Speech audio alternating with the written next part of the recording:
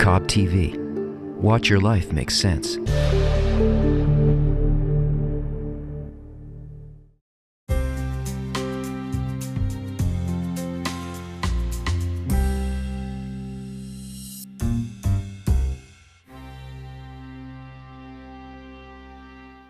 I'm doing the applied genetic engineering studies to generate new version of drugs and pharmaceutical preparation to cure a lot of dangerous diseases. I also have to try as a human being to understand the meaning of life as much as I can, and therefore I came to the teaching of Kabbalah with this question, so you can understand that.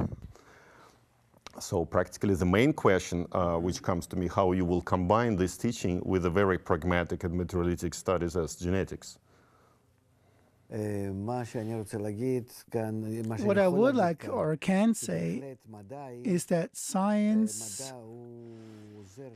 helps us, well, those who study Kabbalah, in the sense that it shows us that there's a limit, a boundary, and that we can't permeate the essence of life.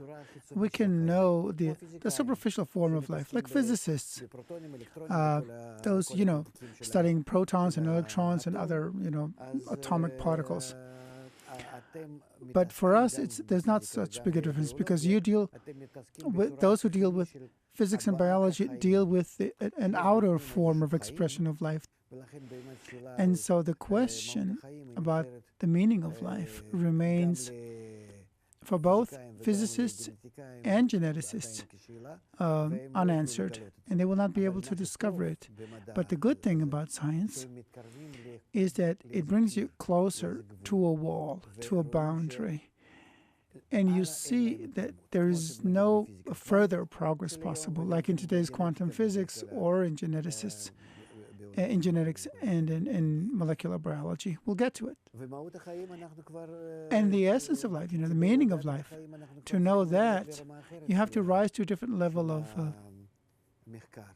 research, which is really the level of substance called desire, which is the general force that exists in the world, which is a desire, and that desire is divided into still, vegetative, animate, and speaking, these degrees.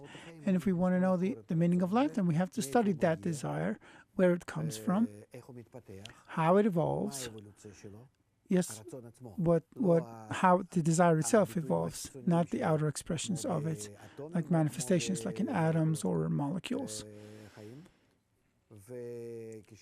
And when we examine its evolution, within that evolution, we find all the answers. Why? We don't find some higher spiritual force, or some kind of a godly image, some kind, creator who, we research. In the study of Kabbalah, teaching of Kabbalah, you research. Like in physics, you had a person who started this physics thousands of years ago, and following him, every generation accumulated information, and that created a science. The same applies for biology, genetics, which is relatively new science. It's the same. We gather information and advance accordingly. And the same happens in Kabbalah. There's no difference. No book drops from above, and no one gets any kind of, revelation in his ear. Nothing happens from above. It's the research in the same way as done in contemporary ordinary science. But what is the difference? We're studying a different substance, not the atoms or molecules, like in quantum physics or genetics, but we study desires. And then we have a problem. How do you research a desire? And here comes the wisdom of Kabbalah. And first of all, it builds within us, in each of us, those who want to be scientists. First, you have to develop within you a special instrument to reach that substance called desire. It's not psychology.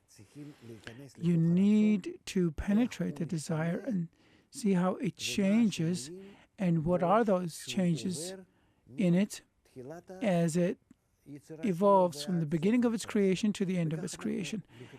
And that's how, in this research, we come to a force which is called Creator.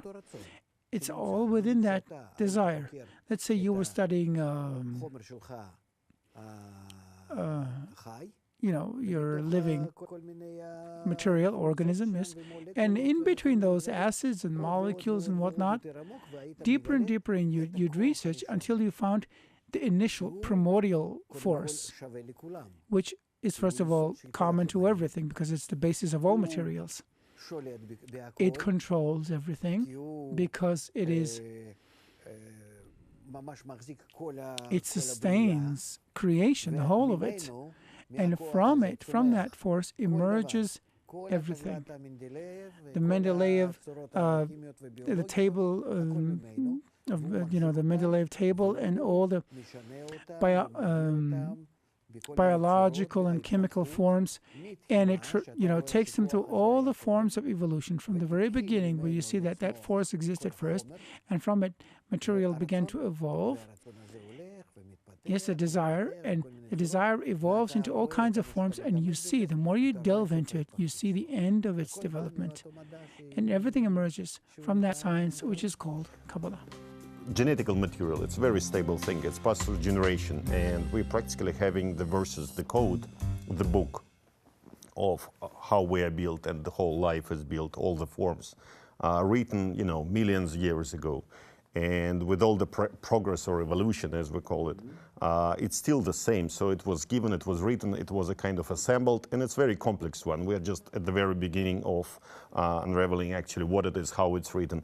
So with all that, I'm asking the question why only human beings are given with this gift of reaching the level of spirituality. Is it in the genetical code? Is it given to us, or it's imprinted later on when we're already born? Or we are still the animals? I will probably... How are we different from animals? That's exactly, we are not. Genetically, we are not. So spirituality is imprinted on us later on, exactly. The more you delve into genetics, you won't find any human being there, but an animal. But why only human beings? Not the human in us. The human in us is not the beast. It's not the animal. Absolutely. That's why genetics isn't studying it. Amazingly, through all these thousands, millions of years as a species, so we probably exist, at least with a new concept, several millions of years, probably even tens of millions of years, we didn't change. As human beings, we're the same. But spiritually, we are growing, and otherwise, why we will be here, right? Exactly. You see, and with this evolvement, is it in our genetical code? Is it somehow remains? Once you pass through from egoism to altruism and probably reaching the high levels of spirituality, is it somehow getting back on our genetical code imprinted? Can we pass it on? That is an interesting thing I don't understand yet. You see the point?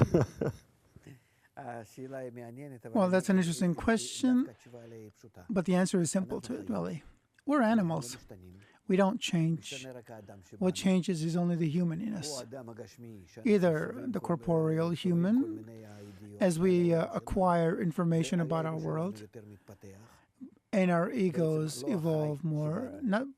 It's our egos that evolve, not the animal in us. Well, the animal does evolve to an extent, but the main thing that evolves is the human in us, but in a bad way. From generation to generation, our egos are growing. But the question is, in one of the moments of our evolution, something happens to us. Even though we remain animals, and even though we remain people in this world, all of a sudden a desire appears in us, some kind of piece of information, which I call, it's like a spiritual gene or genetic element, like a spiritual code maybe, which begins our spiritual life, our new life. And so beyond having our current life, the one that you're studying, a new form of life, it begins within us, a spiritual one, on a different dimension. above this animate and the vegetative animate. That's an interesting theory human. because, with this spiritual gene, it means, and that's what I've heard this before, at least the term, and the point is that still this spiritual development, is it only individual can do that once they reach a certain age and, let's say, not curiosity, but understanding that it's that important. But it's not passed through generation to generation. We teach individual to ask this question, actually. It's not passed through the genes, even though you think that we have some spiritual gene in us. Otherwise, why we would be coming to that more and more? So the people somehow getting this bug sitting in us, provoking us to reach this level and to try to answer the question. Otherwise, we would be animals, as all the other animals on this planet. Well, yes, for now, we're animals. As long as a person doesn't have the question about the meaning of life, which emerges as a result of the spiritual gene, it's not a result of just being, of just suffering in life and you want to succeed more. But if you're asking about a different form, a different level of life, that's the new gene speaking in you. But if you don't have it, you're still an animal, not a person. So it's individual work after all. So we have to work, all of us. Well, yeah, but in the end, all of us come to that level of development where we begin to ask this question, what life is for, what's the secret of life, when we ask about a different level of development, the spiritual level, and it has nothing to do with our current development in our corporeal level. So genetics will remain and will not change, and it'll study more, just like quantum physics. They will all, in the end, see that there is something beyond matter, but what? They will not be able to discover. Because for that, you need new instruments.